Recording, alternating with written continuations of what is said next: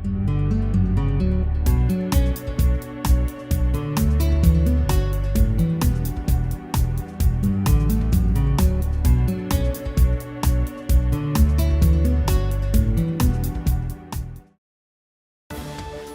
Bristol Board of Education, maintaining a safe and secure learning environment for all students. Good evening, ladies and gentlemen. Welcome to the Board of Education, June 5th regular education meeting. Before we start our meeting, we have someone new at our dais this evening, and I want to introduce Scott Rosato from the City Council. He's pinch hitting for Peter Kelly, who is at another meeting honoring his wife this evening. So Scott will be, you'll be hearing from Scott a little later in a presentation. I'll just leave it at that. So I don't want to steal his thunder, but we're glad to have him here with us. Thank you. Those of you who are new to here this evening, we do the national anthem, and then after the national anthem is played, then we will recite the pledge. I'm sorry that you all have to stand. I wish we had seats for you all. It's exciting that you're all here to receive awards and have your students acknowledged. I wish we had a bigger venue when we have events like this, but maybe it's a good sign. So at this moment, we're pleased to have the Northeast Band with our former Teacher of the Year a few years back. Mrs. Sharon Vokey was going to be leading her band from Northeast, so please rise to the anthem.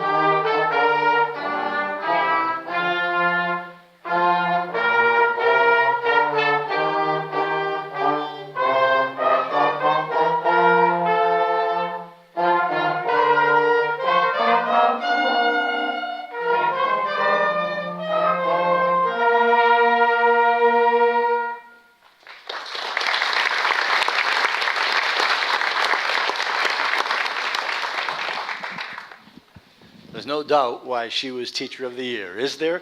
And that just shows what great leadership and great students put together creates a great product. So thank you very much. I pledge allegiance to the flag of the United States of America and to the republic for which it stands, one nation, under God, indivisible, with liberty and justice for all. Thank you, students, for sharing your talent and gifts with us.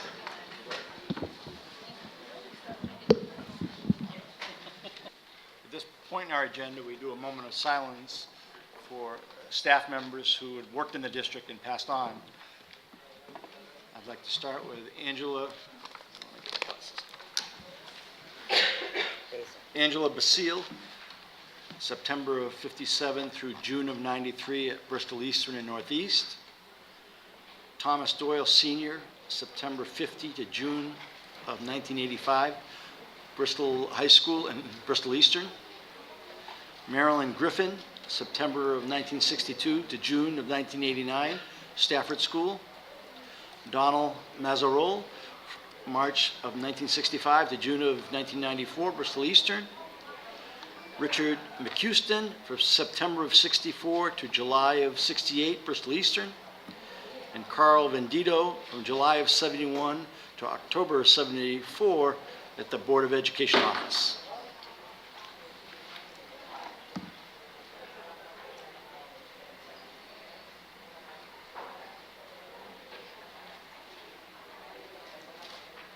Thank you.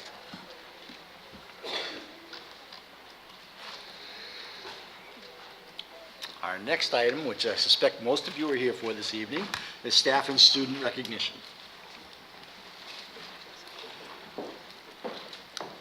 Good evening, Commissioners. Tonight is one of the greatest privileges I have being Director of Teaching and Learning, and that is my opportunity to announce our Teacher of the Year for next school year. But can I just pause you there, just so in case anybody in the audience doesn't know, this is Mrs. Carly Fortin, and she's the Director of Teaching and Learning. My bad for maybe not introducing you. No problem.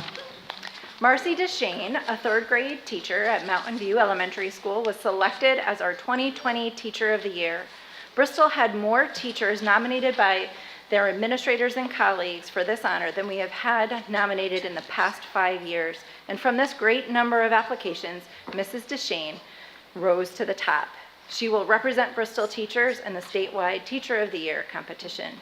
Mrs. DeShane shared with the selection committee that she teaches her students to be kind, work hard, and keep improving. She said she reminds them that even when things are good, they can always be better. Mrs. DeShane does more than simply speak these words to her students. She embodies these values through all that she does, enhancing the experiences and opportunities for students in her classroom, school, district, and community. Mrs. DeShane has worked to enhance the experiences of students by connecting her third grade classroom with the residents of Meridian Towers. Each year on the United Way Day of Caring, her students visit the senior citizens and they spend the day reading and crafting together. They have formed such a bond that the seniors continue to find a way to contribute back to the school community through donations each and every year. Mrs. DeShane has worked to enhance the experience of her school by facilitating a school-wide STEAM Day, an idea that began within the walls of her classroom and has now grown to be an annual school-wide event based on the 2012 film called Kane's Arcade. If you haven't seen it, students in the intermediate grades create arcade games using found materials, engineering principles, and their creativity for the students in their primary grades to play. Mrs. DeShane is driven by her desire to continue to enhance the experiences that are afforded to our students. She works tirelessly to secure funding for innovative ideas that bring her students into the community and the community into Mountain View School. Mrs. DeShane invites ShopRite to lead lessons on nutrition with her students and then facilitates an opportunity for her students to walk to ShopRite and authentically learn how to make healthy, nutritious choices. After sharing with Home Depot that many of her students recognized Home Depot as their favorite store in Bristol, she partnered with the store to build raised garden beds in the school courtyard, where students now have planted vegetables and flowers. Through these connections and more, Mrs. DeShane estimates that she has raised an additional $16,000 for her classroom and school through grant funding. Through her words, but more importantly her actions, it is clear that Mrs. DeShane cares deeply about the Bristol community. She herself was a Bristol student, beginning her educational career where she now teaches, Mountain View School. She earned degrees in early childhood education and special education from Central Connecticut State University and Southern Connecticut State University, and spent 17 years teaching in Bristol. For the past 5 years, she has been teaching at Mountain View, and her own children now attend the same school. Through her passion, purpose, kindness, and hard work, Mrs. DeShane has already and will continue to enhance our Bristol community through her profession as an educator. We are proud to recognize her as Bristol's 2020 Teacher of the Year.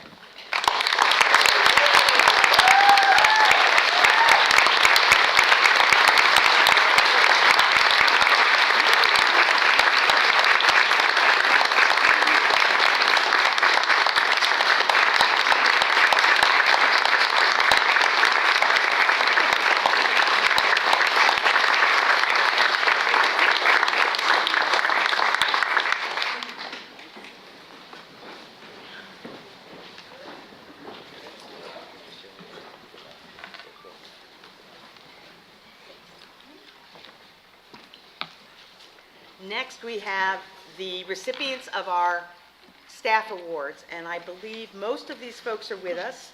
They were feted at a reception a couple of weeks ago, so we got to know them better. Board members got to sit with them and chat. So I would like to recognize, if you'll stand up and then form a group so that a photo can be taken. Ashley Albert, who's an administrative assistant in the Office of Teaching and Learning.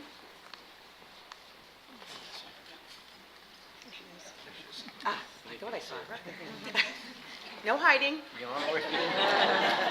Marcy DeShane, grade 3, Mountain View. I guess it was just a prelude to the next thing, right?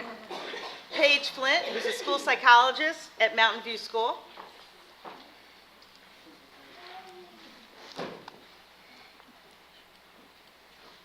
Sean Mermina, who is the guidance head at Bristol Central. It's okay to cheer. Robin Percival, literacy coach at Chippens Hill Middle School. Not seeing Robin.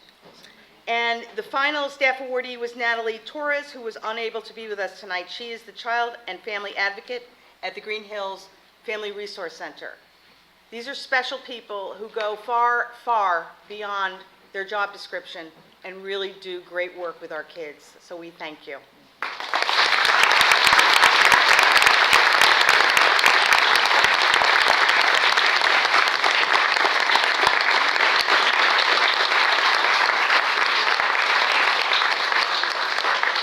Gina will be tweeting that momentarily.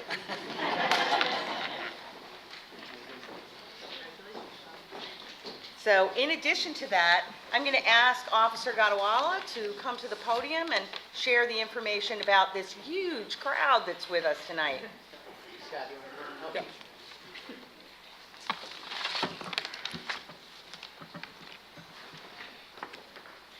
And we'll want to make sure we get all these kids filling in here so you can all end up on television, because these meetings are televised. Yeah, we'll do that. Yeah, we'll do that. If you don't mind, if we can have the children come up front, That's great. that's fine.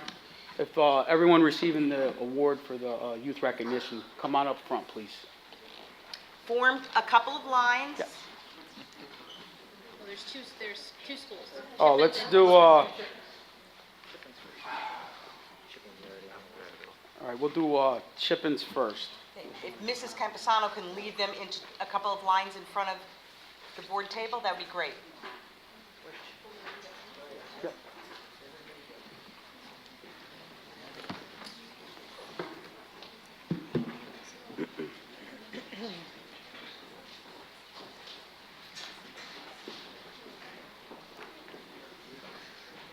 I'll just say what I gotta say.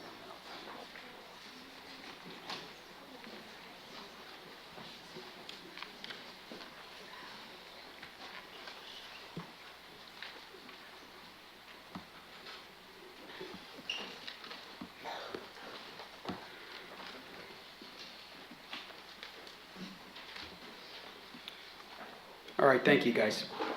While the mayor is sad she couldn't be here this evening, I'm honored to be standing in front of all of you and those behind me. I'll only read this once, though.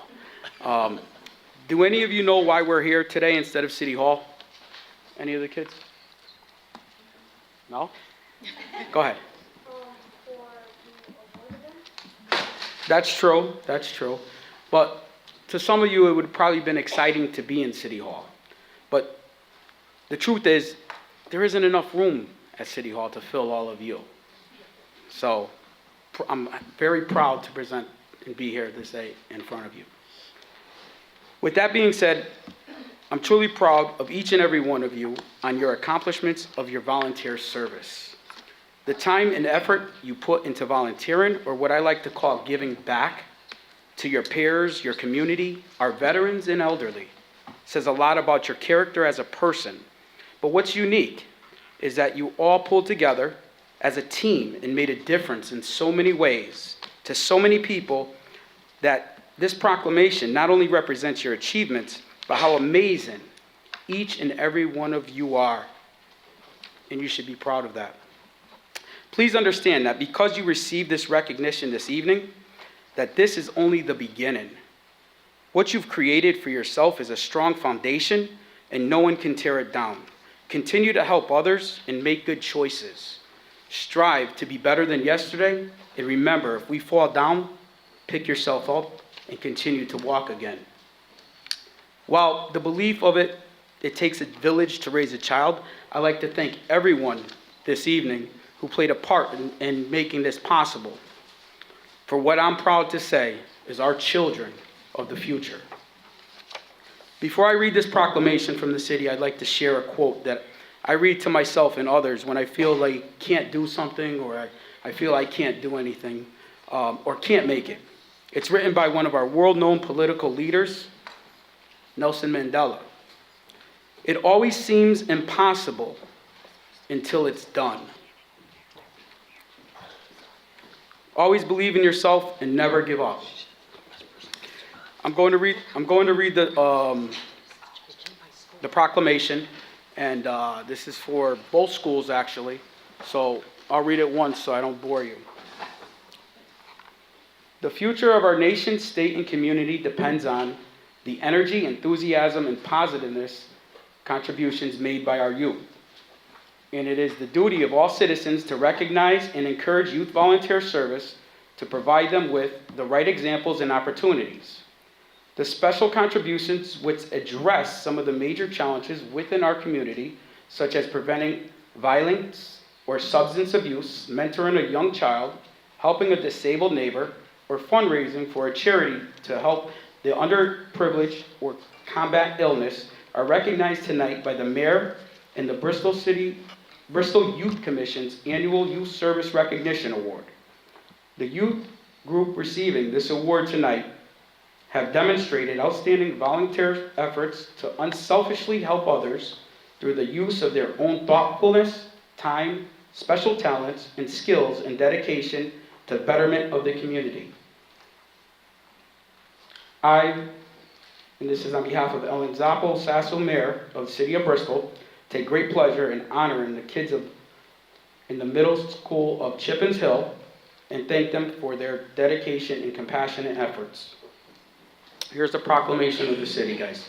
And I'll turn this over to Matthew Guadawala for the presentation.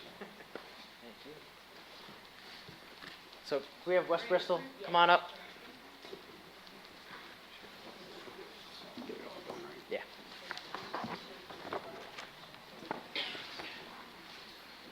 I'm just going to word those to Amy after. Come on up, West Bristol, go.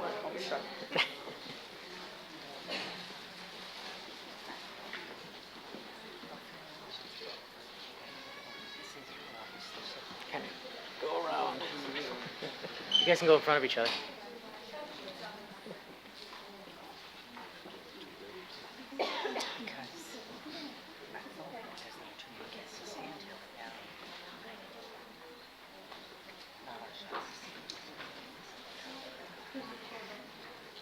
Squish down. Is there any more? Go ahead and squish down. That's it.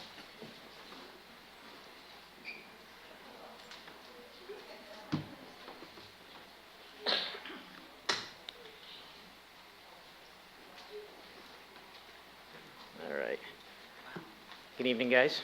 I'm Officer Matthew Gadawala, and I'm the chairperson of the Youth Commission. Okay. Tonight, you guys are being recognized as one of the recipients of the Youth Recognition Awards.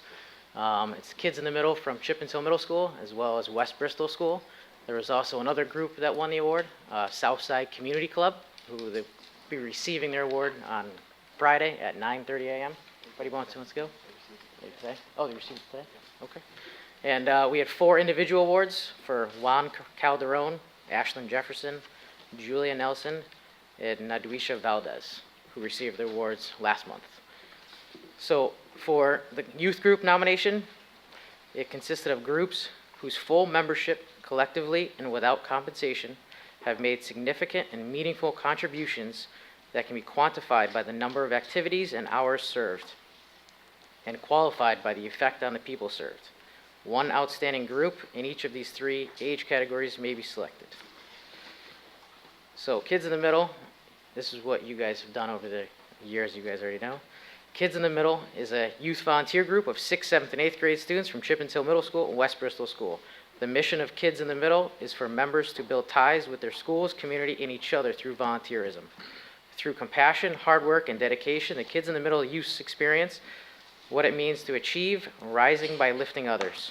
In the past year, Kids in the Middle has given over 180 hours of their time to Bristol community through their efforts in activities such as My Cousin's Closet, hosting and organizing a school talent show, participating in the city's Unified Sports Day, marching in the Mum Festival Parade, working at numerous Imagination Museum events, working at the Bristol Library's Halloween Gala, Indian Rocks Holiday and Maple Sugar events, decorating for and being characters in the Bristol Park and Rec Santa's Workshop, helping to set up and run the Giamatti Complex Santa's Pancake Breakfast, helping replace 1,500 flags in the West Cemetery and marching beside Bristol veterans on Memorial Day, raising $1,500 through the Penguin Plunge for the Special Olympics, bingo, fun nights, and arts and crafts at local senior care facilities, Countryside Manor and Sheridan Woods, and hosting food drives, bagging, and distributing food at Necessities Cupboard Food Pantry.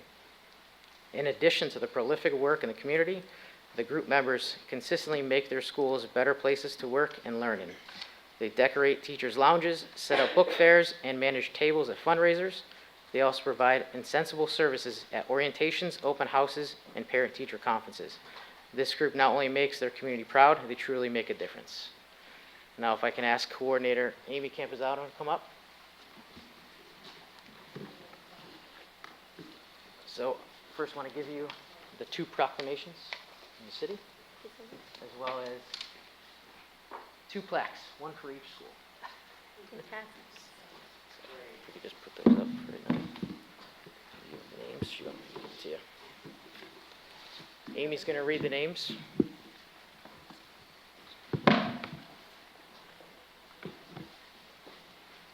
Good evening, guests. I am so excited to celebrate my Kim kids tonight. They truly are volunteers with heart. And thank you for all you do, kids. You do amazing work.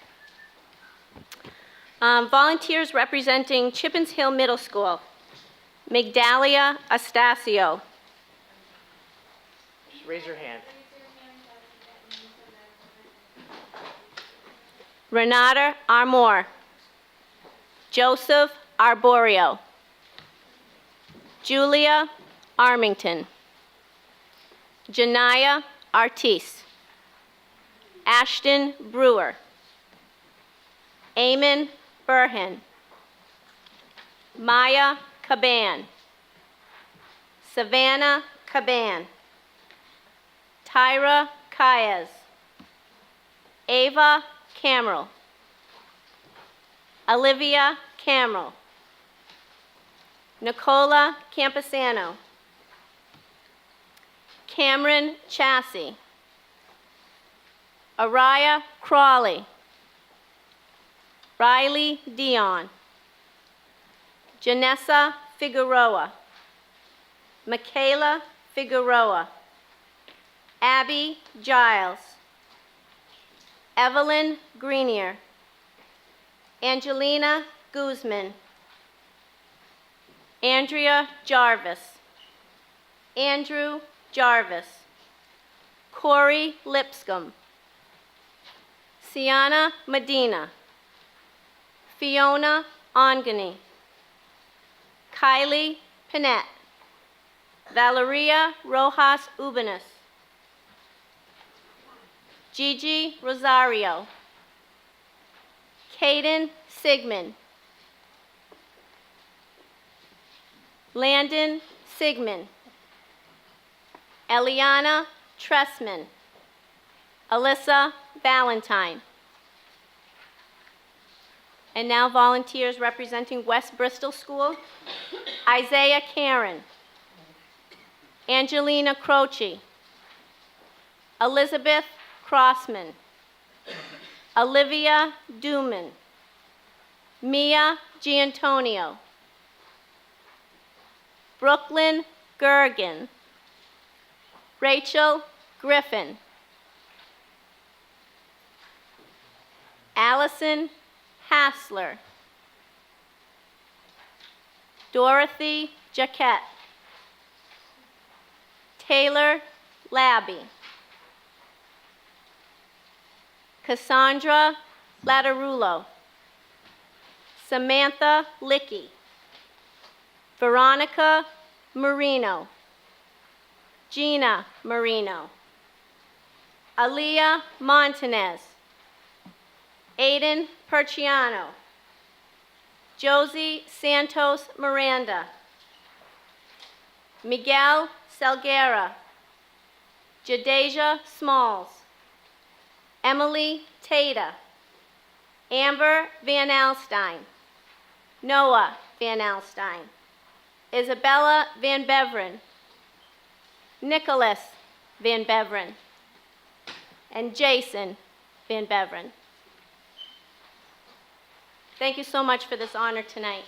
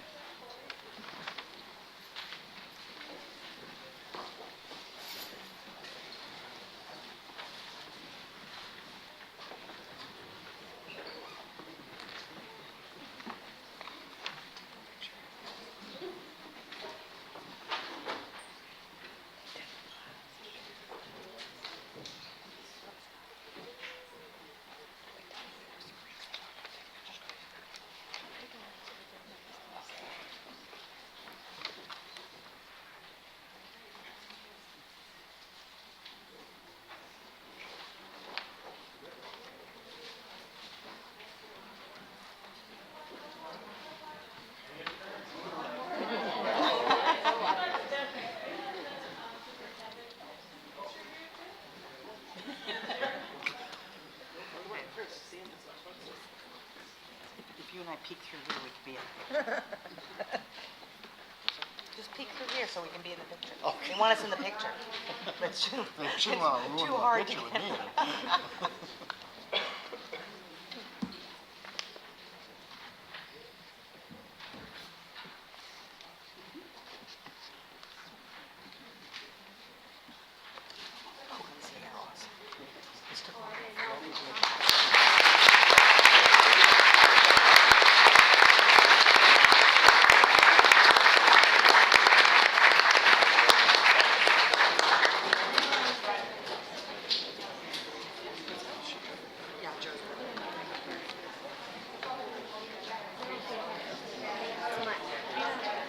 Scott, sir.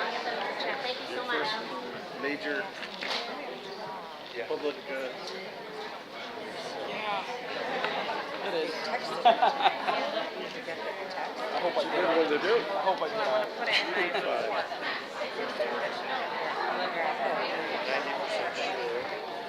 If you didn't, we've got it recorded. Absolutely. I'm sure they're going to. Your opponents will be playing that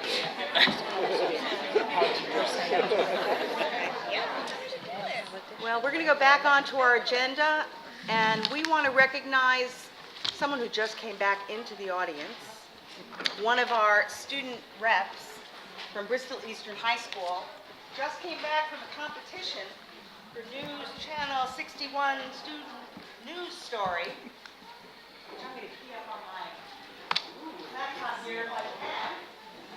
Logan's done, and Anastasia Croce and Giovanna Constantino. Are they both here or no? No. Giovanna Constantino. You'll see why they won. Giovanna.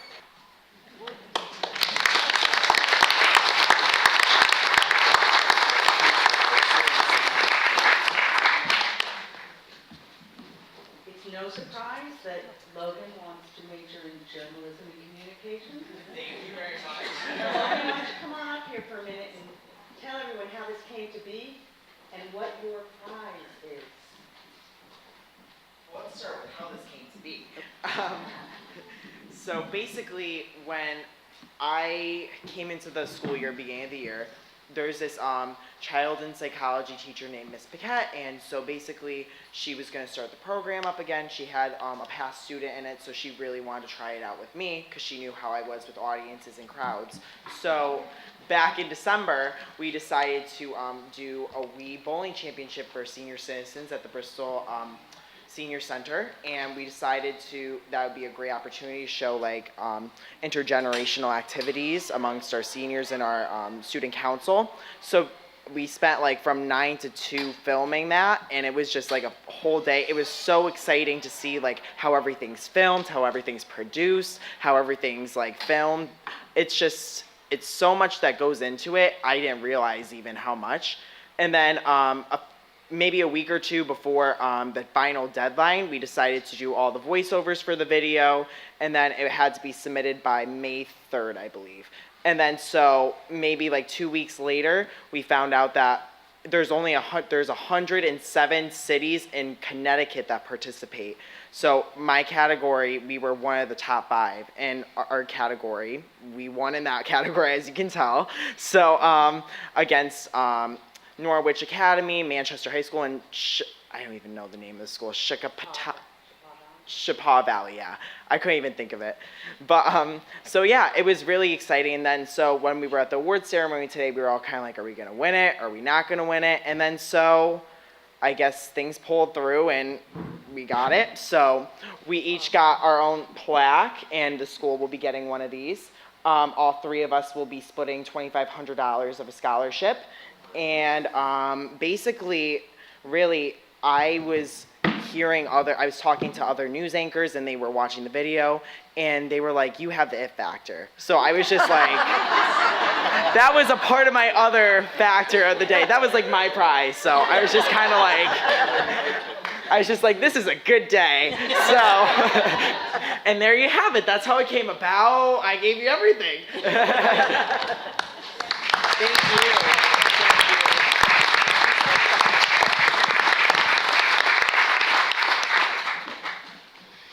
You do have the it factor, and we're lucky enough to have you for another year. No, No? No? Oh, we're not lucky he's enough to off have to you for another. college. Oh, that's too bad. So we have. We're having you come back then. I don't see Abby. I'm guessing she's at the Writing Initiative, right? Yes. It's a tough time of year to get you all in one room. I'm going to ask that you can give your report, and then we have a special presentation for the seniors. So.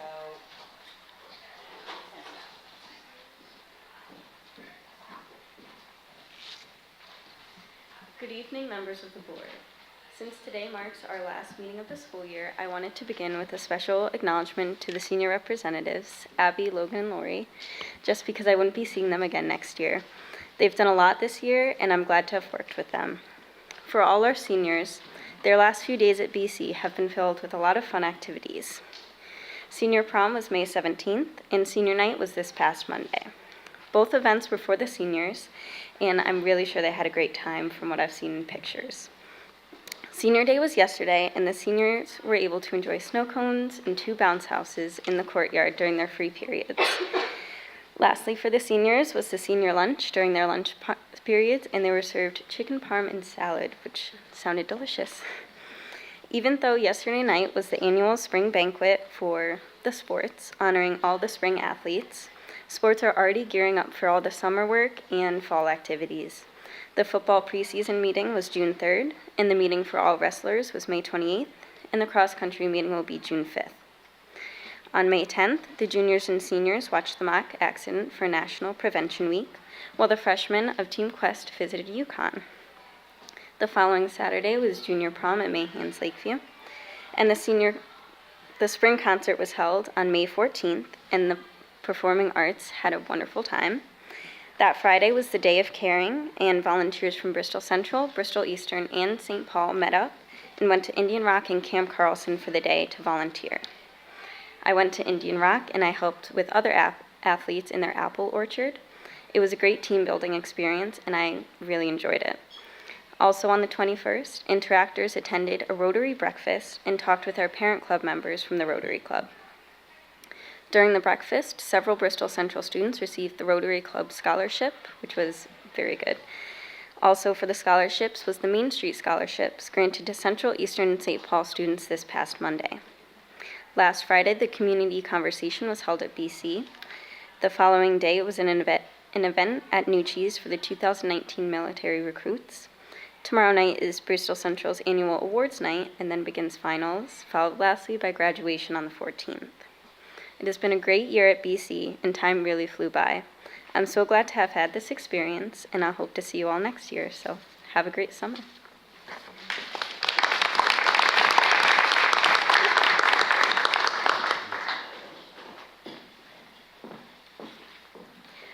Good evening, Dr. Marone, Dr. Carbone, Dr. Galloway, and Commissioner. The month of June has been a rewarding month for seniors who worked hard throughout their high school career at Bristol Eastern. We are prepared to head forward to our new adventures, and we're excited for our graduation on June 14th. As recognition for students who have worked hard in achieving their academic excellence, an academic dinner was held on May 23rd for students who are the top 10% of their class. I was honored to participate in this event and see how great my peers are doing.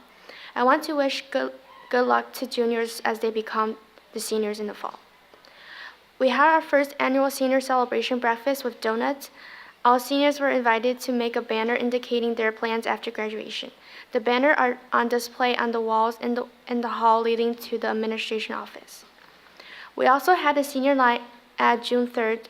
Dr. Kelby Roger, Mr. Hagan, and Miss Gomes cooked us burgers and hot dogs. We viewed our senior slideshow and received our yearbook. Seniors had the opportunity to have friends sign their yearbooks. As an AVID student, I participate in AVID annual dinner as graduate along with Dr. Marone. It was a very emotional night for both students and AVID coordinators. I have been part of this program for 4 years now and can't thank enough for what it has brought to me. Coming into Bristol Eastern, I was very shy and frightened of public speaking. It has helped me grow and now be able to stand up here to talk about my school. I am beyond proud for myself being part of AVID. The cost of education has often become a barrier for students who desire success. Thankfully, we have kind donors who willingly support our education. A award ceremony was held on June 4th at Eastern for all students who have received scholarship and awards. I personally want to thank the Main Street Foundation, Ms. Bagdasarian, Mr. Welsh, and ECMC for the generosity of supporting my education. It is the kindness of people like them in our community that enhance our experience as students. One day, I hope to become like one of them, paying forward with kindness and generosity. Thank you all for having me serve as representative of Bristol Eastern. In the fall of 2019, I will be starting my journey at Union College as intended major in biology with minor in general, sexuality, and women's study. Logan will be attending Tuxas Community College, major in communication. Thank you. Hey, Lori and Logan, if you can join me up here.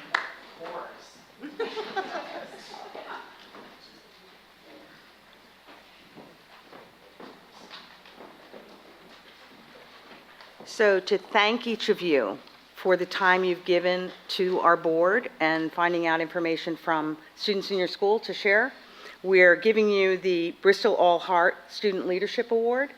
They're very heavy, so I'm going to put it back in here for you. And hopefully, every time that you look at it, you will think of us and what kind of confidence you got, just as Lori said, by coming up here every month and speaking to the board, but actually speaking on camera to Nutmeg Television. So look at all the video you have available. I know, right? It's so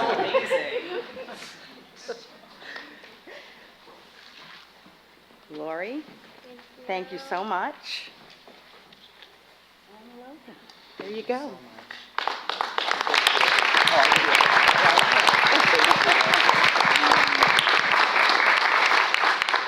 Take a quick photo. Okay.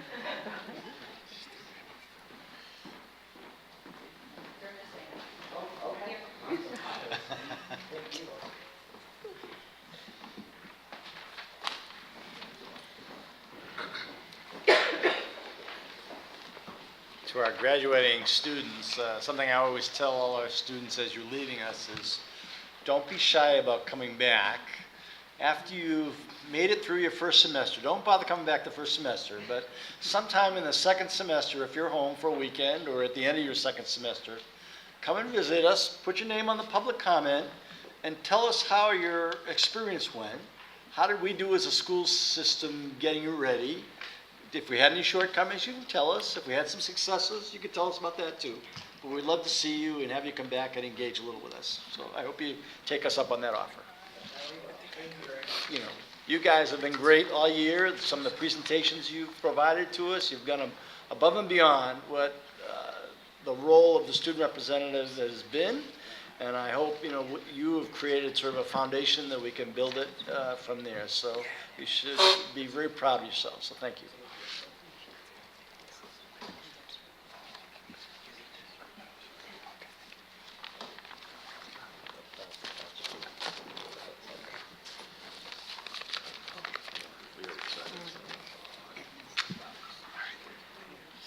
Our next item on our agenda, and for those in the audience, it's going to become a little bit less exciting and a little bit more mundane, but as a Board of Education, we do have to do some of these things. So the next item on our agenda is the approval of our minutes from our May 1st meeting. You've all received the minutes in your packets over the weekend, had a chance to peruse those minutes. So is there any changes, corrections, modifications to those? If not, I would entertain a motion for approval. Joe has made the motion for approval. Do we have a second?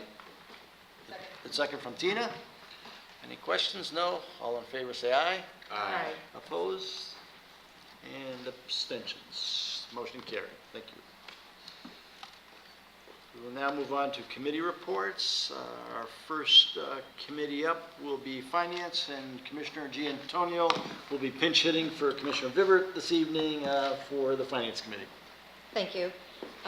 The Finance Committee meeting was held on Monday, May 20th, and at that meeting, we did learn that the following areas still continue to run over budget and continue to show deficits in transportation, magnet tuition, and special education. There was also a minor deficit in cafeteria budget. There was a slight deficit improvement in the special education budget, and I'll leave the details to Mrs. Brown to explain to the board. Thank you. Thank you and good evening. Of course, this is our close of April snapshot. We're just beginning to analyze the month of May. So the close of April suggested an operating deficit overall of $1.476 million. We are currently in receipt of over $2.8 million in revenues coming from rentals, tuitions, Medicaid, and displaced student relief sources, and of course the special education excess cost grant funding. When we reapply all of those revenues to our current operating budget, that's how we get the negative 1.476 deficit. For comparison, at this time last year, the operating budget was at a 1.328 deficit. So we're in the same neck of the woods, but not faring quite as well. As the Commissioner said, the areas where we continue to run over budget are transportation, magnet tuition, and special education. The regular transportation budget is over by $161,000. Magnet tuition is over budget by $257,000, and special education budget at the April 30th snapshot is over by $2.182 million. However, that has improved about $192,000 over the prior month. That's because we're starting to see some of our purchase orders close and some monies come back into the general fund. We do continue to forecast that we have approximately $1.1 million in the teacher salary line available for transfer. That's due to our retirements last year. We've held on to that very tightly, and we will transfer that to mitigate our deficit in special education. And at the April 30th snapshot, we still had 1,028 purchase orders still open. We're waiting for those final invoices to come in. When we see those start to close in the month of May and mostly June, we'll be able to better forecast where we're going to come in at the end of the year.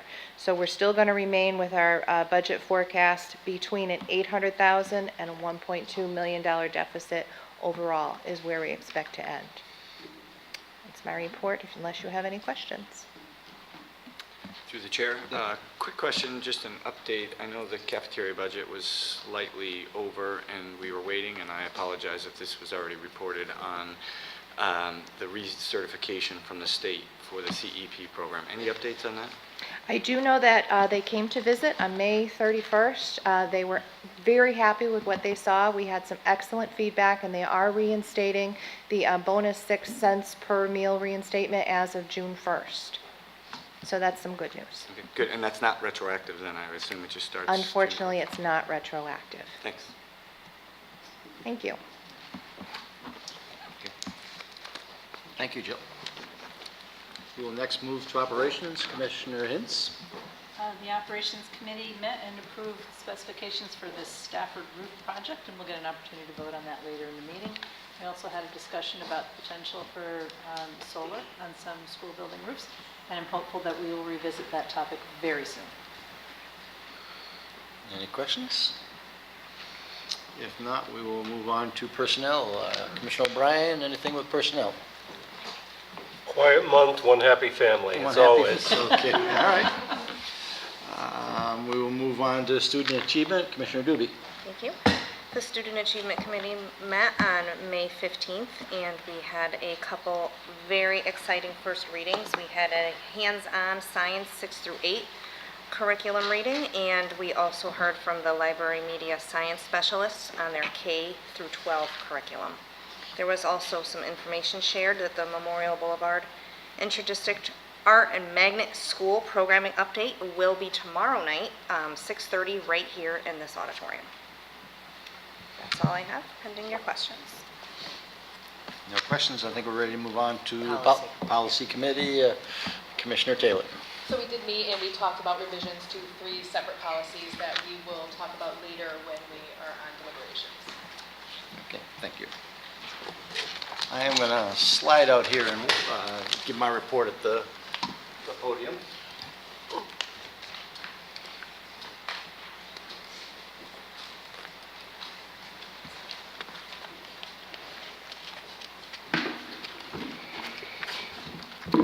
It's not on your agenda, but I did want to ask Dr. Dieter if he would update us on the Memorial Boulevard Interdistrict Magnet Arts Project. Good evening, Commissioners. The Memorial Boulevard Intradistrict Arts Magnet School Building Committee met once this past month. We did preview interior and exterior designs that were proposed by QA&M, and those were important because they incorporated feedback from the building committee, program planning, as well as SHPO. So we're looking forward to our next meeting and what they have in store for us. Tomorrow night is going to be our first in a series of community informational sessions. It will be held here at 6:30 to 7:30. I'm happy to report that we've added Twitter to our communication platform, so you can now follow us at Building MBIAMS. And we've continued message utilizing both our Bristol Board of Ed and city platforms, as well as now adding Twitter and School Messenger. If you have any specific questions, I'd be happy to answer them for you. Okay, thank you. Commissioner Dubey earlier mentioned the community conversation, and somehow it didn't make it into our agenda, but I did want to ask Dr. Carbone if she would just give us a snapshot of the community conversation. Last Thursday evening, we continued our conversation and further advancing the board goals on equity, inclusiveness, and excellence. Some of the feedback we received the next day highlight the success of the evening. And I'd like to share from a parent from Edgewood. I wanted to let you know how much my children and I enjoyed the community conversation last evening. I have never gone to something like this and had no idea what to expect, but when I got there, my facilitator, Latanya, was absolutely phenomenal. I can honestly say that I have never felt more comfortable at an event like this. I actually talked, opened up, and felt comfortable being outside my comfort zone. I think feedback like that highlight the success of the evening and the need for community conversations. Thank you very much. In the middle of the month, May 14th, I had the opportunity to attend a session put on by CABE, but we had some very good speakers there from Pullman Conley and not Bloom Shapiro, Shipman Goodwin. And it was a very interesting conversation about the Janus case and what impact it has on, probably not so much for commissioners, but more for Sam and his department about how we handle going forward those folks that are not members of the union, and the old union cards that we used to include in employment packages. The suggestion is that we do not include those in employment packets anymore, that the union handles their relationship with their union employees. So that's a departure from a lot of school districts. We had the HR director from New Haven there who talked quite at length about some of the changes that Janice caused them to have. The other thing that we talked about was the Commission on Human Rights and Opportunities, and the two attorneys shared some of their experiences of school districts and how they get involved in CHRO and what the impact is and what the process is and how to avoid CHRO if you can help it, because it can be a lengthy process and it can be an involved process. So that was some very good information. And then finally, we had some folks from Shipman talk about the Teacher Negotiation Act. We reviewed some of the legal precedents that have occurred in the last year or so that might impact the negotiation, as well as we reviewed some of the negotiation settlements and arbitrated settlements, in particular Waterbury, and what impact, if any, it has for us moving forward. So, we will be negotiating several contracts in the next couple of years, so I think this information will be quite significant for us to use as we move forward. It is quite a lengthy packet, but I would be glad to share it with anybody who desires it, but I thought I wouldn't send it to all of you so that I didn't waste any paper or scanning if you don't want it, but I would certainly share it with Commissioner O'Brien, and he can share it with others if so needed.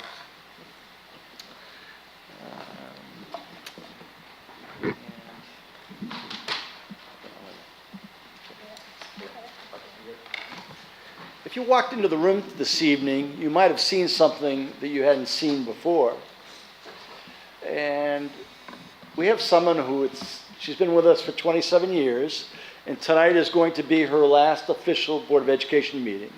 So if you look on your left, my right, or the opposite, you will see someone is now on the Superintendent Hall of Fame. And so we're pleased to present the portrait of Dr. Moreau.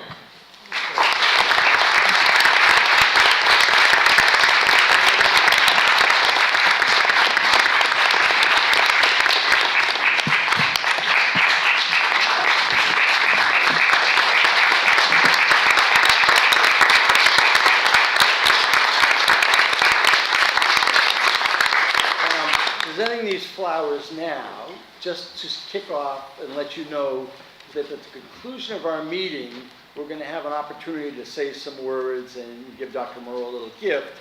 But I thought if we did it in the middle of the meeting, it might be hard for all of us to continue, and we have some business to conduct tonight. So I do want you to invite you to all stay at the end of the meeting, if you would. We have a little cake so we can celebrate this momentous occasion, and we give these flowers as just a recognition. Yep.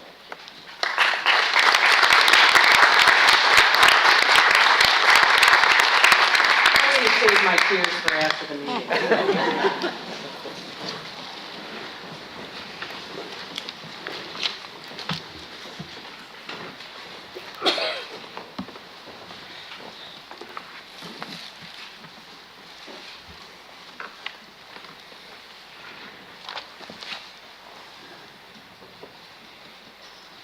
So we move on to the consent agenda, which is before you, 7.1 and 7.2. Does anybody have any items they wish to pull out of the consent agenda? Anybody wish to pull any items out of the consent agenda? If not, I think you're ready to vote. Since that side had the last motion, I'll look to this side to see if someone wants to approve the consent agenda. Do we have such a motion? I move to approve the consent agenda. Okay, we have a motion made by Commissioner Doobie, and it's going to be seconded by Commissioner Giantonio. All in favor, say aye. Aye. Opposed? Motion carried. Dr. Cabone would like to highlight 3 administrative hires, and so I've asked her that she would do that, so I'll turn it over to her. I am pleased to introduce 3 new administrative appointments this evening. First, and I'm going to ask that you stand and hopefully get on camera. I'd like to introduce Lechik Ward, who will be the secondary supervisor of humanities. And Lechik, could you just introduce yourself and share a bit about where you are coming from and why Bristol Board of Ed? Sure. So my name is Leship Ward. I'm coming from New Haven. I've been an English teacher maybe for 11 years. And just yesterday I started telling all the kids and the students I teach that I'm leaving, which was very difficult. And I was asked over and over again why I was leaving. And what I try to communicate to my students over and over again is that as adults we keep learning and growing and seeking opportunities. And I'm really grateful to the Commission and the Board for providing me this opportunity to lead and serve Bristol Public Schools. So thank you. Thank you. Thank you. Welcome.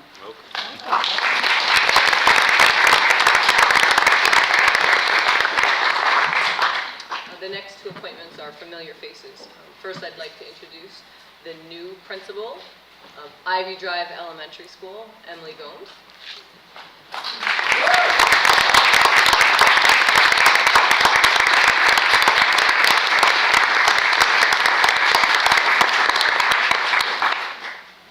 Emily currently serves as the assistant principal at Bristol Eastern High School and will be sorely missed, but she has been introduced to the Ivy Drive faculty and is already being asked to come over and visit, so exciting.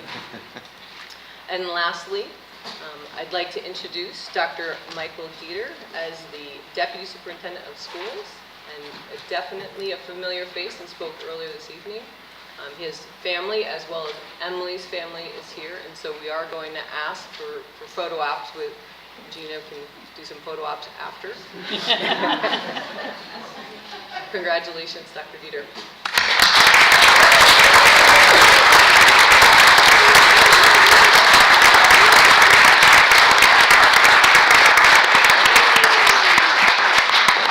Welcome to all three of you in your new positions, two of you who we're familiar with, but you've all gone through a rigorous process, and you were the stars that shine. So we're really pleased to have you in your positions, and we look forward to seeing your work.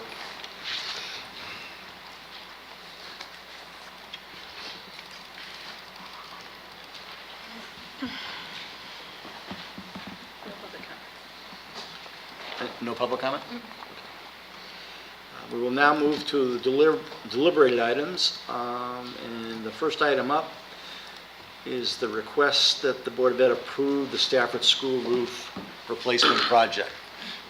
Ms. Brown is up again. I'm up again, I think for a little while now. Replacement of the Stafford School roof requires that the Board of Education approve the project and send it along to the City Council for approval. This is an approved item on the city's capital improvement plan, and we would recommend your approval this evening. When we get there, it's a resolution, so it will require a roll call vote. Okay, does someone want to? I need to read the resolution. Resolved that the Bristol Board of Education approves the project for the Stafford School roof replacement located at Stafford School, 212 Louisiana Avenue, and send it to the City Council for approval. Commissioner Hintz, okay, you read my mind. So we will ask you to make the resolution. Do we have a second? Second. Second by Commissioner Caggiano. Assuming you don't have any questions on this matter, since it's been discussed and deliberated in committee, I think you're ready to vote. All in favor say aye. It's a roll call vote. Roll call. Oh, roll call, that's right, sorry. The secretary will. Commissioner O'Brien? Yes. Mr. Giantonio? Yes. Commissioner Grabowski? Yes. Commissioner Caggiano? Yes. Commissioner Dubey? Yes. Commissioner Taylor? Yes. Commissioner Hintz? Yes. Chairman Wilson? Yes. Passed. Unanimously, 8 votes.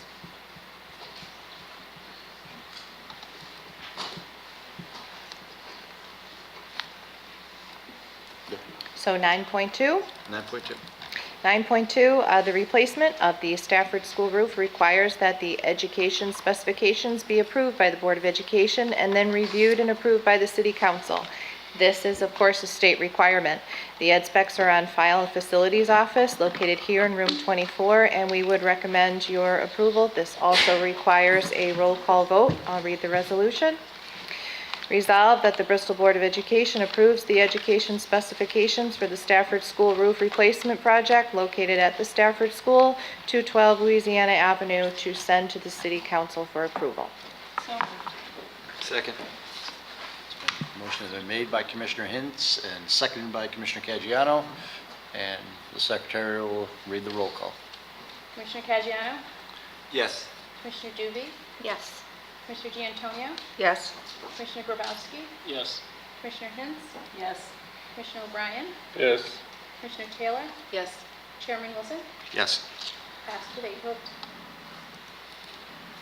On to 9.3. In order to receive funding from the state, the Board of Education and the City Council must authorize the Board of Education to apply for that grant. We do estimate a state reimbursement after ineligibles to be almost 44%. And here is the resolution. Resolved that the Board of Education apply to the Commissioner of Education to accept the grant for the Stafford School roof replacement at Stafford School located at 212 Louisiana Avenue in Bristol, Connecticut, and send to the City Council for approval. So moved. Second. Motion has been made by Commissioner Hintz and seconded by Commissioner Caggiano, and it's a roll call vote again, so the secretary will read the roll.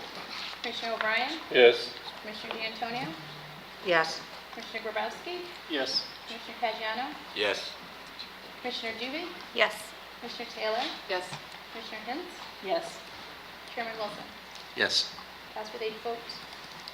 Thank you. Next item up is 9.4, the Healthy Food Certification, which we do every year, and Still Commissioner me. Brown is you again.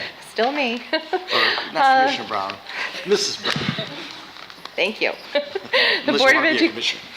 Board of Education has, of course, previously voted to participate in the Healthy Food Certification Compliance Act. Each year, we must certify full compliance with this program, which means that, and I'm going to quote, the Board of Education will exclude from certification food items that do not meet the Connecticut nutritional standards, provided that 1, school food is sold in connection with an event occurring at the end of the regular school day or on the weekend, and 2, such sale is at the location of the event. And also, food is not sold from a vending machine or a school store. This year, we will receive approximately $75,000 in reimbursements from the state of Connecticut as a result of our participation in this program. So, of course, we would request your approval for participation in the 1920 school year. So moved. Yes. Second. Second, who got it, Jeff? Yep. Jeff again? Okay, Commissioner Hintz made the motion, Commissioner Caggiano seconded it. Any questions on the motion? I know some of you had philosophical differences on this over the years, but the reality is that $75,000 is valuable to us, so sometimes we have to suppress our own philosophical beliefs. So I think you're ready to vote. All in favor, say aye. Aye. Opposed? Motion carries. Thank you.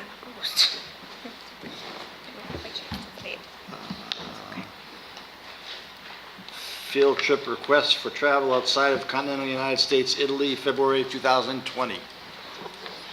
Look who's here again. Good evening, everyone. Good evening. It is wonderful to be here, especially on Dr. Moreau's last hurrah. It's an honor to be here, as always. We are here, and I brought some friends with me because, as most of you know, this is something I'm very, very passionate about, and study abroad has brought so much to our community, to our students, and to their futures as well. We are requesting permission to travel as well as host and continue our 13-year friendship and collaboration efforts with the Ginolfi School in Fano. This will be something that we have presented before, but we are continuing to build it and grow this program and this friendship. We have opened up opportunities such as things that may seem simple, like pen pals, virtual exchanges. We're building to talk throughout the summer and create a portfolio through the summer to talk with our exchange students. So we are asking ahead of time to get permission for this so that we can start building the program with lots of time. We've also, for the first time, offered scholarship opportunities, and we do have 2 scholarship winners here that would love to explain their experience and talk about how it has impacted them. I can wait for that if you'd like me to do both, or however you'd like to go about having the students speak. Let's have the students speak. Sure. I'd like to introduce Gabriella Calfi. She's here, and she was able to attend our study abroad in Sicily this past February. Good evening. My name is Gabriela Kelfi, and I was the scholarship winner for the 2019 Italian Study Abroad program to Taormina, Sicily. First, I just want to thank the Board of Ed for this opportunity to be able to study abroad. When I found out that I had won a scholarship to participate in the study abroad, I was so excited. The cost was a lot less expensive and way more affordable. The study abroad to Taormina was one of the most amazing experiences that I've ever had, and making the decision to go was one of the most rewarding decisions that my parents, of course, and I have ever made. I think the excursion that I liked the most was seeing the coast of the Mediterranean when we went to see La Isola Bella, eating gelato every day, pizza, and paninis. Experiencing such was not something that you could do through a textbook to learn about Italian culture. My host family was also very welcoming, and on top of this, all in every amazing excursion that I got to experience, I made some great new friends from Taormina who I still talk to this day. Studying abroad allowed me to really come out of my shell and communicate the language, which I also saw in many of my peers who went too. Learning about culture hands-on and speaking the language in real-world scenarios was something that could not be done here in a classroom, which is why this program is so important to language learning. Thank you.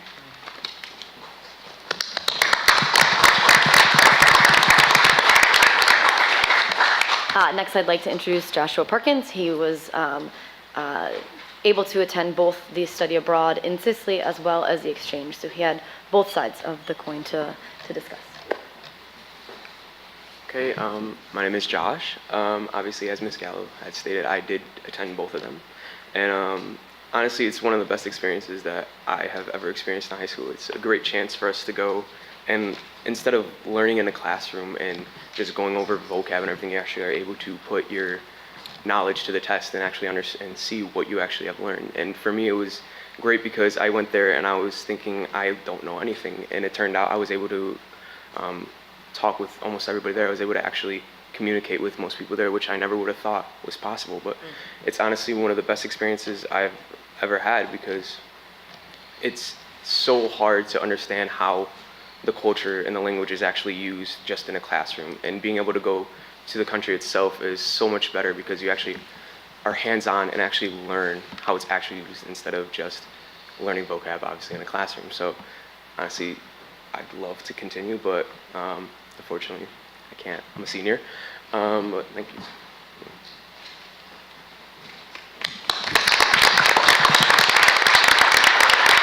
We also had one of our students create a video montage. I did not do it for this. She did it on her own and actually sent it to me. We do have that available, but I know we're on a little bit of a tight schedule, so I'm happy to share that with you and send it to you so that you can see it. It's set to music. It's beautiful. They did a really wonderful job. So we are today looking for approval for both our study abroad program and our exchange program. And the reason behind asking for both trips at this time is to be able to start planning. It does take about a year to plan these trips, but also to offer scholarship opportunities. We were able to give $2,000 worth of scholarships out last year, just due to fundraising and community efforts. So those opportunities really seem to be game changers for our students, and the fact that we can give scholarships, 100% scholarships, where we're able to say every dime that we raise at this event goes directly back to the students, has changed the ability for the students to attend, and that has really shown some incredible growth from our students, because they are working hard to make these opportunities happen and to raise money and to be able to give back. So No one says no to you when they ask. I tend to ask a little bit, and I hope to continue to do so. So I hope We do too. I hope to be standing here for years to come, because as they both discussed, it's just such a wonderful opportunity to be able to continue, and a learning opportunity for me. It's professional development for me every single day. We contact and discuss and talk to our counterparts in Italy. I talk to them at least twice a week. Sometimes they wake me up in the middle of the night to ask me crazy questions. But it is absolutely the most valuable professional development that you can support for me as a teacher, that directly goes back into our students. So I appreciate every aspect of your support. If you have any questions, I have all of our information together. I have one quick comment, Commissioner. Chairman, sorry. Yeah. I just wanted to say congratulations on the fundraising efforts and providing scholarships. I think that really says a lot about your dedication and commitment to the program. I appreciate that. That's a huge benefit to what you're doing. And I also want to say thank you to you and all the other staff that put together and volunteer to continue to promote these types of programs for our students. I know it's probably comes at a significant personal sacrifice to be the responsible person for these programs and for taking them outside of the country, and you should be recognized for that, because in the world climate that we have today, sometimes doors get shut and you're keeping them open, and you should be commended for that. Thank you very much.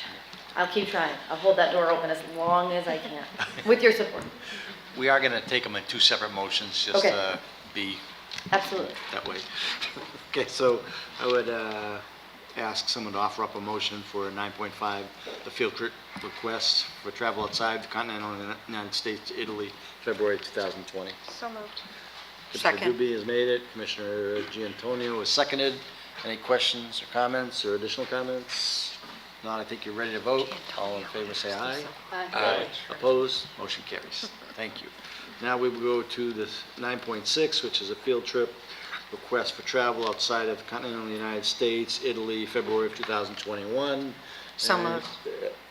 Commissioner Giantonio is making the motion. Giantonio has to support going to Italy. That's right, of course, I think so. I think Caggiano should second it then. Okay, Caggiano is seconding it, okay. Commissioner Dubey got left out, but that's okay. She'll support the trip to France. Yes, okay.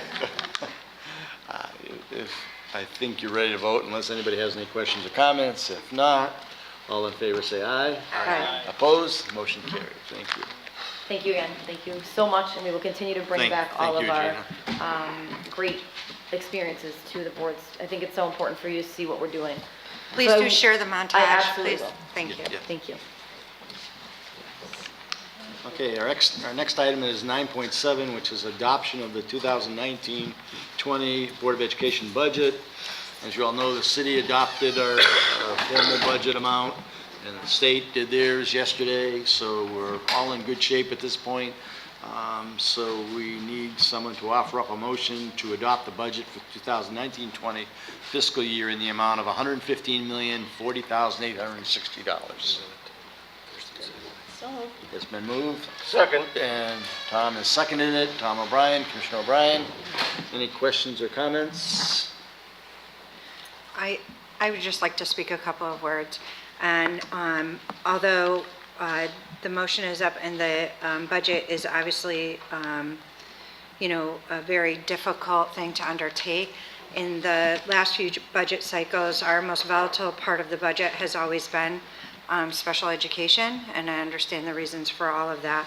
And with, although I am so happy that Dr. Dieter is staying with our district, you certainly have big shoes to fill. And I hope going forward, we continue to have very strong oversight and hopefully improve the forecasting. And most of all, I'd like to see that whoever takes your place continues to build strong relationships with our families and students that receive special education, because that improvement will go very far, especially as we have new students and new families moving into our community who may not have had the best experiences with other community education departments that they came from, that drove them to secure out-of-district placements, and that I hope that we continue to put somebody in to replace you in your role that could highlight the success of the special education program that we have here in Bristol, and make sure that families understand the features that we have to offer and what we're really good at. And so I hope we continue to see improvements in the way we handle the special education budget going forward, because it has been a difficult couple of years reporting the size deficits that we're reporting. Anybody else wish to make any comment?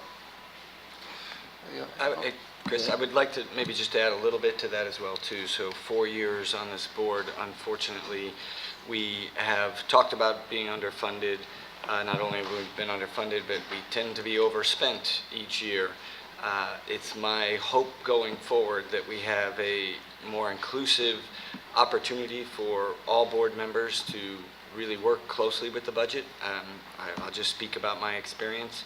I voted no on the original budget request, and I think we're getting much better, thanks to Mrs. Brown, to better understanding the intricacies of the budget. It is an extremely complex budget, a lot of moving parts, but I'm asking that we do better.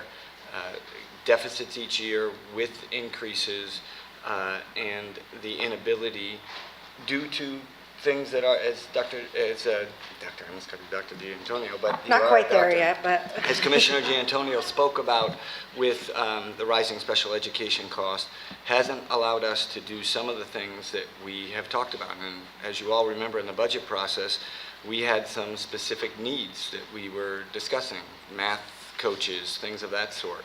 I would like to see us start adding those individuals, the programs, and the things that will help all students. And my wish for the future is inclusiveness and a little more innovation with the board. And I do have to talk about this as well, because you brought up the special education, but for the 3 years through the budget process that I've been involved, we have talked about special education and how we could potentially do things to keep our students more local and potentially offer services that we send our children out for, which is good for everybody. I think that's something that we need to look at. I did want to just mention that I think the process that was used this year in the presentation of the budget to the Board of Finance certainly was well received by the Board of Finance. I think they were starting to establish some sound fundamental relationships going forward. There's a much greater trust factor, and I applaud the administration on not only your delivery but your execution of the budget process.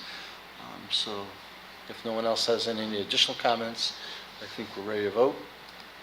All in favor of the budget, say aye. Aye. I should say motion, not budget. All opposed to the motion, say nay. Motion passes unanimously. We now move on to curriculum revisions. Our first one up is library curriculum second reading.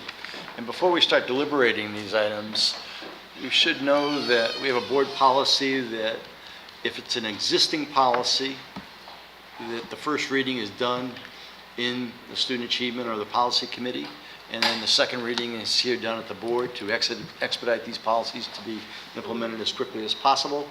And so for those of you in the public, sometimes it may appear like we're going through these rather quickly and routinely, but it's really a matter of most of the real vetting has been done at the committee level, and we're here at the next level.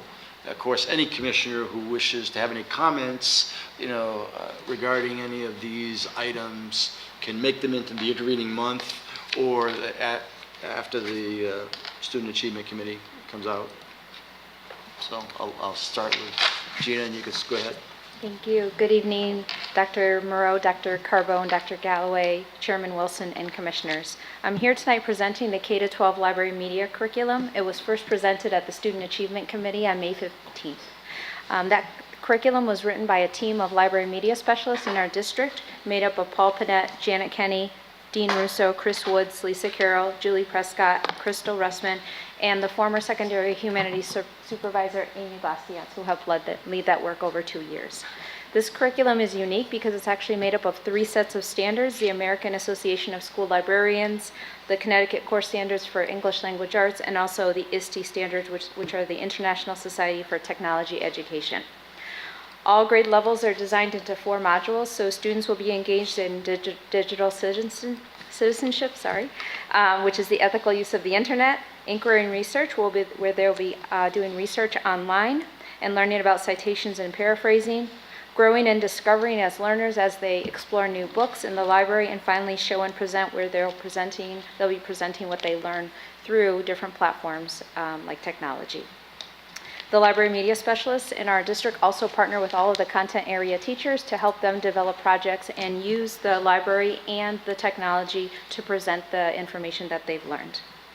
They're also there to support all of our curricular areas within the middle schools and in elementary schools as they're available. So does anyone have any questions at this time about the library media curriculum? So I would like to ask for a motion to approve the library media curriculum for kindergarten through grade 12. So moved. Second. Motion's you. been made by Commissioner Dubey and seconded by Commissioner Taylor. Thank you. Any comments or questions? If not, I think you're ready to vote. All in favor, say aye. Aye. Opposed? Motion carries.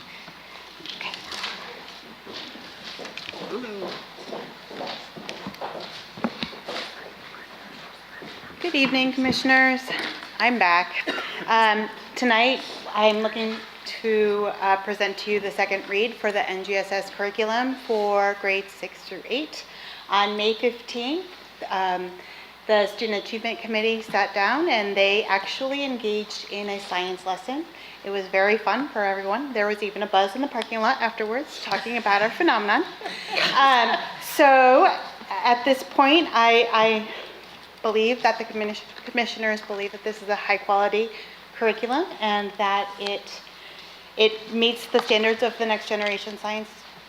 So I am asking if you have any further questions or comments. I did have one quick comment, and it was about the last one, but it doesn't affect my vote. Can I still make it?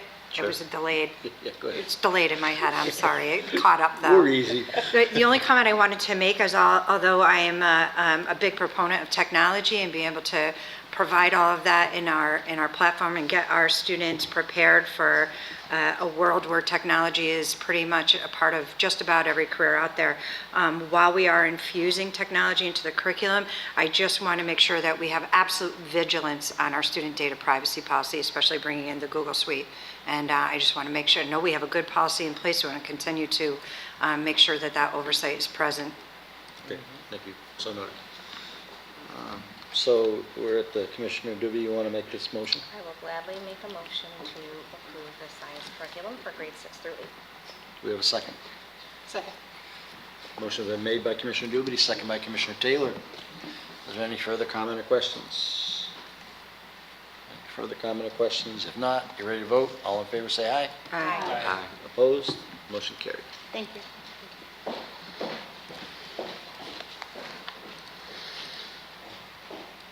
Our next item up is a policy revision, 11.1, policy 2141. Commissioner Taylor, do you want to introduce that one? I'll be glad Oh, to do you have to, that. okay. Yeah, sorry. This policy was revised to give the board flexibility in the hiring process for a superintendent. The prior policy was very lockstep, and it was felt after the appointment of Dr. Carbone as the next superintendent that this needed to be revised. So I recommend approval. Move to approve the revisions to policy 2141. Second. Okay, motion's been made and seconded by Commissioner Hintz, made by Commissioner Taylor. Any comments or questions? Through the chair, just a question, just for my edification. Can you be a little more specific about some of the changes? I just want to be Well, aware. for example, the old policy required you to hire a company to do a search, which was about $30,000. It's probably even more than that now. Yep, And this takes that stipulation out. great, thank you. But in no way precludes us from doing that if that's your choice. Right. Correct. Any other comments, questions? I think you're ready to vote. All in favor, say aye. Aye. Opposed? Motion carries. Move on to policy 5141. 5114, suspension and expulsion. The regulations having to do with suspension and expulsion are extensive, and it was the recommendation of the board's attorney that we adopt the Shipman and Goodwin version of this policy, and so that's what this is. I recommend approval. And move to approve the revisions to policy 5114. Second. Commissioner Taylor has made the motion. Commissioner Giantonio has seconded the motion. Any comments or questions? It's kind of hard to go against what your attorney recommends. So, all in favor say aye. Aye. Opposed? Motion carries. Policy 3280, which is gifts, donations, and bequests, has been revised to include crowdsourcing, such as Donors Choose, so that we have a set of rules for our teachers, administrators to follow when they go and request funds. For example, anything they receive becomes the property of the Board of Education. That'd be the best example of it. And so I recommend approval. Move to approve the revisions to policy 3280. Second. Who seconded it? I didn't hear it. Commissioner Hintz. Okay. Commissioner Taylor made the motion, Commissioner Hintz seconded the motion. Any other further comment or questions? If not, you ready to vote? All in favor, say aye. Aye. Opposed? Motion carries. And then annually, the board needs to affirm its policy manual. And so a vote here is to say that you're aware of the policies that you as a board are responsible for assuring. I move to approve that the Board of Education affirm the policies for the 2019-2020 school year. Second. Motion is made by Commissioner Taylor, seconded by Commissioner Doobie. Almost got caught there. Any comments or questions? Can I just make one quick comment? Yeah, I just please. want to say as policy chair and working with you, Dr. Moreau, and these policies, I swear we did millions of them in the last 4 years. So thank you for that, and I just want to thank you for all your hard work on this. Thank you. I think you're in good shape going forward unless the law changes. Thank you. And we should note, just for the community's purposes, when we affirm these policies, all the policies online are our policies. We don't have policy books, or maybe we do, but most of it, these are online documents. They're not, when we first got on the board, Mr. O'Brien and I, we used to get 2 sets of big documents that we probably never looked at until we did the next Speak change. for yourself, I read every Yeah, line. I'm sure you did, Mr. O'Brien. I'm sure you did. So I think you're ready to vote. All in favor, say aye. Aye. Opposed? Motion carries. Now move to old business. Don't believe we have any old business that we set aside. New business, is there any new business? If not, we will move to information. We'll start with my left with Commissioner Caggiano. Although it was already mentioned, I'd like to talk a little bit further about our community conversation that was on May 30th. And this was our second conversation. We had 100 people in attendance for this, which is a good turnout for one of the first nice days that we had in a long time. Overall, we probably had 150 different people that attended either one of the sessions. And I was appreciative of the sessions. Whenever we can get together and have a conversation, I think that is wonderful. Want to just go over a little bit for the public to let them know what they might have missed. In this particular session, we had kind of 2 main parts. The first was to talk about identity. It's very complex, it's multifactorial.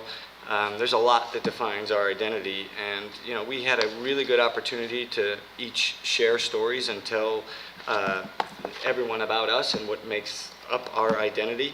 We also talked about the fact that there were lots of connections. We called it intersectability. The next part of the program was to talk about bias, microaggression, and racism.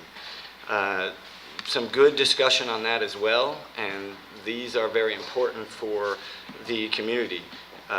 There are lots of biases that are well known and well talked about. I will speak to my own personal experience that bias is typically for me looked at as a noun, and I think we were trying to push the fact that we need to eradicate bias. I'd like to take a little different take on that because I think it's important for all of us to realize that there are things within our identity that we cannot change. So I like to look at it as that we need to understand our biases, know where we come from, and understand and listen to other people's stories. That was the biggest thing that I took away from the meeting a couple weeks ago, is that we were able to listen to others and not place people in a box. I think that was the most common term I heard as we wrapped up and talked about it. And I also will unfortunately say that both personally, both in the school system and even amongst this board, I think we do fall into some patterns. We tend to not be as inclusive as we possibly could be. And when I hear community members who are not at this session tell me about things that are happening in the schools and classrooms where we are holding people accountable for a bias or a identity that they have no control over, that is something that bothers me. So I wanted to share that. Again, a great community conversation. It's always good when you can sit down and listen to your neighbor, a friend, or anybody else. And I want to thank all of you, I think, for pushing me to do that, because that was a recommendation from this board a little over a year ago. Thank you. Commissioner Giantonio? I have no information today. Commissioner Dubey? I have no information. Commissioner Hintz? Nor do I. Commissioner Taylor? I do not. Commissioner Grabowski? Commissioner O'Brien?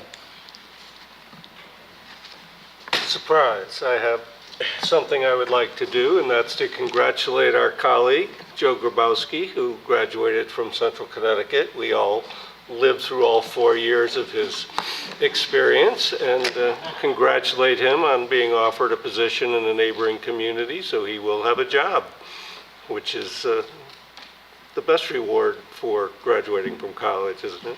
And now he's a taxpayer. Now he's a taxpayer, right. So congratulations, Joe. We'll miss you because we know you won't be on the board after this term, but you've done a great job. Yeah. Yes, it is. And I'd just like to ask that it's our loss that he's not in our school system, but that's okay.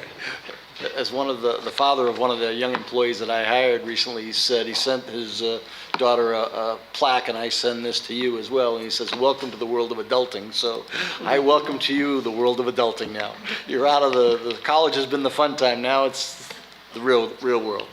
Scott, this is our first meeting joining with us at the table. Do you have any information you want to share from the city council for us? No. We're glad to have you with us. No, thank you. Thank you. And we're glad you participated in the community conversation. Yes, it was a great event. Thank you, and I wish you the best. Thank you. Okay, we'll now move on to liaison reports. Does anybody, we'll start with you, Commissioner O'Brien? No, I've said my piece. Yes. Okay. Commissioner Grabowski? No. Commissioner Taylor? Not this one. Commissioner Hintz? Commissioner Dubey? Of course. Of course. So, sorry, I love the WB. On Friday, May 31st, the West Bristol and Green Hills combined bands and chorus attended the Music in Our Parks Festival at Six Flags. In addition to winning several performance-based awards, our students were awarded the Esprit de Corps Award, which is presented to one school that demonstrates proper social behavior as well as musical behavior and encouragement.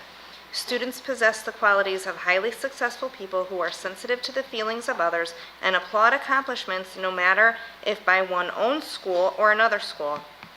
Evaluation takes place from arrival at the festival site to the awards presentation.